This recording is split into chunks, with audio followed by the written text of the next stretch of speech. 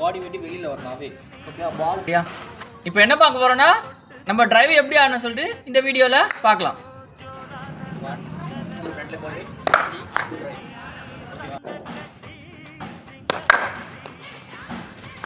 இங்கே பாடுறோம். நீங்கள் என்ன பண்ணுறீங்கன்னா ஃப்ரண்ட் லெக் எடுத்துகிட்டு போகிறோம்ல, இது இங்கே நல்லா இந்த ஷோல்டர் பாடி வெயிட்டு இன்னும் ஃப்ரண்ட்டாக வரணும். கம்மி பண்ணி இதை இந்த பாடி வெயிட் உள்ளே இருக்குது, பாடி வெயிட்டு வெளியில் வரலாவே. ஓகேவா? பால் பிச் பண்ணி இங்கே எடுத்து இங்கேருந்து அதை ட்ரைவ்.